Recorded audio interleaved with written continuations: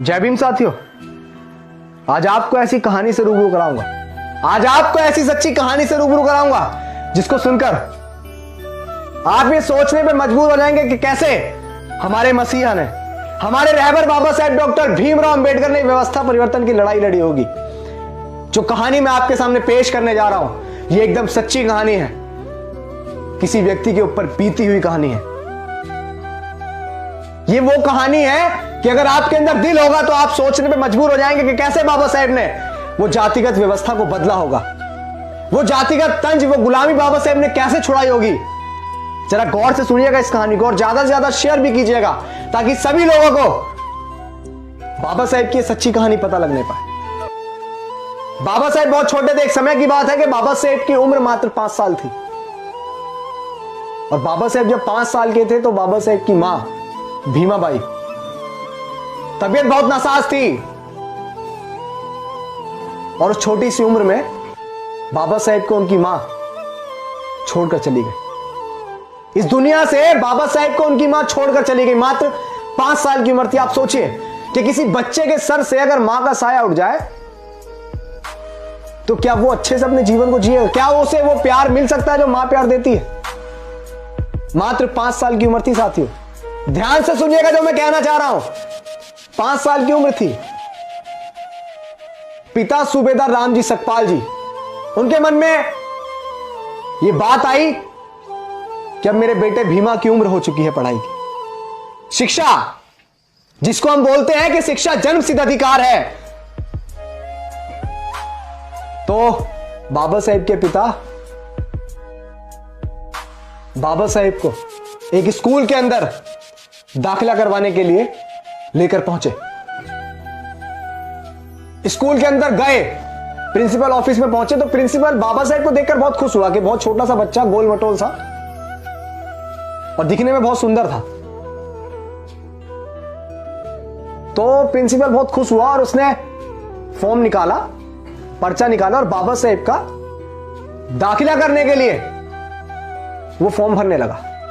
बाबा साहेब का नाम पूछा, पिता का नाम पूछा, पता पूछा, लेकिन जब पूछा फॉर्म के अंदर वो स्थान आया कि आपकी जाति क्या है, और जब बाबा साहेब के पिता ने बताया कि हम महार जाति से हैं, जब बाबा साहेब के पिता सूबेदार रामजी सकपाल जी ने बताया कि हमारी जाति जो है वो महार है, महार जाति, जिसको एक पुस्तक मनुस्मृति के अंदर शूद्र वर्ण में रखा गया, नीच जात बताया गया। जो आज कॉन्स्टिट्यूशन में हम कहते हैं ना कि शिक्षा जन्म सिद्ध अधिकार है, वो उस समय नहीं था। उस समय सिर्फ जातिगत अधिकार था। बाबा साहेब की उम्र 5 साल थी। बचपन में सर से मां का साया उठ गया। पिता ने पढ़ाने का सोचा, क्योंकि उनके बहुत सपने थे बाबा साहेब को लेकर।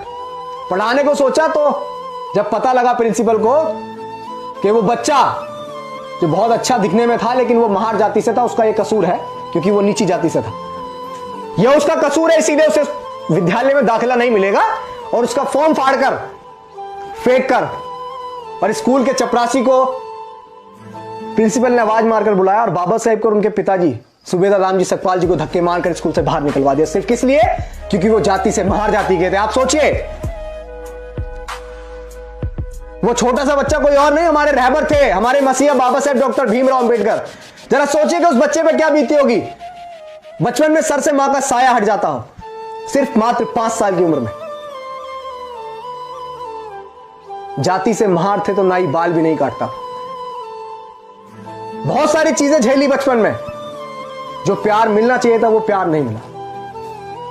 सोचिए कि कैसे बाबा साहेब ने व्यवस्था परिवर्तन किया होगा, कैसे बाबा साहेब ने वो जाति जो गुलामी हम पे थोपी गई हजारों साल की, वो गुलामी कैसे काटी होगी। जरा सोचिए। आज हम लोग अपने बच्चों को बहुत अच्छे अच्छे स्कूलों में दाखिला करवाते हैं। बाबा साहेब को स्कूल के अंदर दाखिला नहीं मिला, लेकिन हम जिस स्कूल में जाते हैं तो हमें सबसे पहले फैसिलिटी चाहिए होती है, वरना हम स्कूल में दाखिला नहीं करवाते हैं खुद। अगर स्कूल में अच्छी लाइट नहीं है तो हम नहीं पढ़ाएंगे अपने बच्चे। अगर स्कूल में एसी नहीं है, पंखे नहीं है तो हम नहीं पढ़ाएंगे। अच्छा पानी नहीं है तो हम नहीं पढ़ाएंगे। अच्छी बात है, बाबा साहेब कह के गए कि एक वक्त का खाना चाहे कम खाओ लेकिन अपने बच्चों को जरूर पढ़ाओ। वो इसीलिए क्योंकि शिक्षा का बहुत महत्व था। लेकिन वो बच्चा रुका नहीं, स्कूल से निकाल दिया गया। बहुत प्रयास किया, बहुत सारी चीजें हुई, लेकिन मैं आपको ये बताने का प्रयास कर रहा हूं कि सोचिए जिस बच्चे को स्कूल के अंदर दाखिला भी नहीं मिला, उस बच्चे की वजह से आज आपके बच्चे बहुत अच्छे अच्छे स्कूलों में पढ़ते हैं, बहुत अच्छी अच्छी लाइटें लगी हुई हैं। ऐसे स्कूल में आप अपने बच्चों का दाखिला करवाते हैं कि बहुत अच्छे अच्छे पंखे लगे हुए हैं। बाबा साहेब को तो दूर से पानी जो है डाला जाता था, लेकिन आपके बच्चे जिस स्कूल में पढ़ते हैं आप देखते हैं कि हमारे बच्चे को मैक्रोफिना पिलाएंगे, हमारे बच्चे को बिस्लरी पिलाएंगे। अच्छी बात है, बाबा साहेब हमें दे के गए वो सारी चीजें, तो उन अधिकारों का हमें फायदा भी लेना चाहिए, लेकिन हमें भूलना नहीं चाहिए कि कितनी कुर्बानियों से, कितने संघर्षों के बाद ये सारी चीजें हमको मिली। आज हम लोग बड़े बड़े सेठ हो गए। आज हम लोगों को उस व्यक्ति का नाम लेने में शर्म आती है, शर्म आती है। क्यों हम किसी को बताएं कि हमारे मसीहा कौन थे? ये चीजें आपको ऐसे ही नहीं मिली है, बड़ा त्याग, बड़ा बलिदान हुआ है इन चीजों को आप तक पहुंचाने के लिए। आज इस देश में बताया जाता है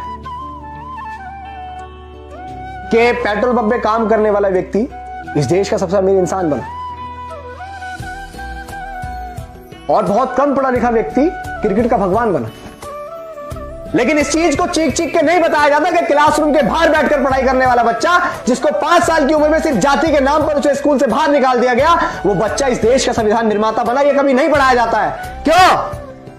क्योंकि आज भी जातिगत मानसिकता लोगों के दिमाग में है, और हम जो लड़ाई लड़ रहे हैं वो जाति को खत्म करने की लड़ रहे हैं, इस देश में समानता लाने की लड़ रहे हैं, जो बाबा साहेब हमेशा लड़े। बाबा साहेब इस देश में इक्वालिटी चाहते थे। बाबा साहेब ने बचपन से ही सुख का मुंह भी नहीं देखा। सोचिए ना, जिसके सर से मां का साया उड़ जाता हो बहुत छोटी सी उम्र में, बहुत जल्दी शादी हो गई, लेकिन समाज सेवा का ऐसा जुनून सर पे सवार था, ऐसा जुनून सर पे सवार था, वो चाहते थे कि मेरी आने वाली पीढ़ी को ये सारी चीजें भोगने को ना मिले जो वो भोग रही हैं। जो चीजें उन्होंने सही वो मेरी आने वाली पीढ़ी ना सही, इसीलिए उन्होंने बहुत संघर्ष किया, बहुत काम किया। विदेश गए, विदेश में पढ़े, अपने लोगों के हक अधिकार के लिए हर जगह आवाज उठाई। लेकिन हमारे लोग आज घर से अपने आप को अम्बेडकरवादी कहने में शर्म आती है लोगों को। कभी कभी सोचता हूं कि बाबा साहेब ने इतनी सारी लड़ाइयां क्यों लड़ी, किसके लिए लड़ी? क्योंकि जिनके लिए आज लड़ाइयां लड़ी वो लोग बाबा साहेब को भूल चुके हैं। वो लोग भूल चुके हैं कि कितनी मुश्किलों से ये कारवां यहां तक पहुंचा, और आज लोग इस कारवे में चलने को तैयार नहीं है। वो भूल चुके हैं कि अगर आज आप लोग काम नहीं करेंगे तो फिर हालात वही होंगे। आपकी आने वाली पीढ़ी को भी सिर्फ जाति के नाम पर, सिर्फ जाति के नाम पर स्कूल से बाहर निकाल दिया जाएगा, नहीं पढ़ने दिया जाएगा। जब बाबा साहेब का बच्चा घर में मरा हुआ पड़ा था, कफन के लिए पैसे भी नहीं थे, मां ने साड़ी का पल्लू फाड़ गड़वाया था। लेकिन आज अगर आपके बच्चे के पेट में हल्का सा दर्द भी होता है तो बड़े बड़े हॉस्पिटल आपको याद आते हैं, और जिसमें आप डोनेशन के नाम पे बहुत सारी फीस पहले से जमा कर देते हैं कि नहीं मुझे मेरे बच्चे का इलाज सही चाहिए, और बाबा साहेब दे के गए। लेकिन हम लोग भूल चुके हैं उस महान व्यक्ति को, कितनी मुश्किलों से यह कारवां बाबा साहेब ने यहां तक पहुंचाया। बाबा साहेब ने उस समय कुछ किया। मैं बार बार चीख चीख के कहता हूं कि बाबा साहेब ने उस समय कुछ किया, तो इसलिए कि ताकि वो अपने आने वाली पीढ़ी को बहुत अच्छा देख सकें, जो आज हम आप उस सुख को भोग रहे हैं। और याद रखिएगा कि अगर आप नहीं करेंगे तो आपकी आने वाली पीढ़ी जो है जंजीरों में जकड़ी पैदा होगी, गुलाम पैदा होगी। याद रखिएगा, सोचने से नहीं मिलते हैं तमन्नाओं के शहर, कि सोचने से नहीं मिलते हैं तमन्नाओं के शहर, चलना भी पड़ता है साथियों मंजिल को पाने के लिए, मंजिल को पाने के लिए। और बाबा साहेब चले, और 26 नवंबर 1949 को बाबा साहेब ने इस देश को ऐसा संविधान दिया जिसके अंदर सभी को इक्वालिटी, समानता दी, जिसके अंदर सभी को यह लिखा कि शिक्षा हर व्यक्ति का जन्मसिद्ध अधिकार है, उसको कोई रोक नहीं सकता। अगर किसी के पास पढ़ने के लिए पैसे नहीं तो उसे सरकार पढ़ाएगी, अगर किसी के पास खाने को पैसे नहीं तो उसे सरकार खिलाएगी। जाति के नाम पे किसी के साथ भेदभाव नहीं होगा, जाति के नाम पे आपको स्कूल से बाहर नहीं निकाला जाएगा। ये बाबा साहेब दे के गए। लेकिन आज चीजें वही हो रही, लोकतंत्र को खत्म करने का प्रयास किया जा रहा है, अभिव्यक्ति की आजादी को छीनने का प्रयास किया जा रहा है। मैं खुले तौर पे बोल रहा हूं, लेकिन हमारे लोग जिन्होंने दिया उस व्यक्ति को भूल चुके हैं। मैं दोबारा कहूंगा कि सोचने से नहीं मिलते हैं तमन्नाओं के शहर, चलना भी पड़ता है साथियों मंजिल को पाने के लिए, मंजिल को पाने के लिए। सोचिएगा मैंने क्या क्या ज्ञान, विचार कीजिएगा इस बात पे। और गहराई से सोचेगा कि क्यों मैं इतना चीख चीख के आप लोगों को बार बार ये बात कहता हूं कि बाबा साहेब की मूवमेंट में चलिए, बाबा साहेब को घर घर तक पहुंचाइए। अरे यार, हम तो वो लोग हैं कि अगर किसी ने इतना सा भी एहसान हमारे ऊपर किया तो हम उसका एहसान जिंदगी भर नहीं भूलते हैं। लेकिन भूल रहे हम क्यों बाबा साहेब को भूल रहे? मत भूलिए, सोचिएगा कि मैंने क्या कहा, इस पर विचार कीजिएगा और लोगों तक भी इस मैसेज को पहुंचाइएगा जो मैसेज मैं आप लोगों तक पहुंचाता। बाबा साहेब का नाम घर घर तक पहुंचाइए, आपकी जिम्मेदारी है। जिम्मेदारी से आप भागिएगा मत भागिएगा साथियों, मत भागिएगा। बाबा साहेब भी भाग गए होते तो आपको हमको ये जिंदगी नसीब नहीं होती जो मान सम्मान स्वाभिमान की जिंदगी हम जी रहे हैं। जय भीम, जय भारत।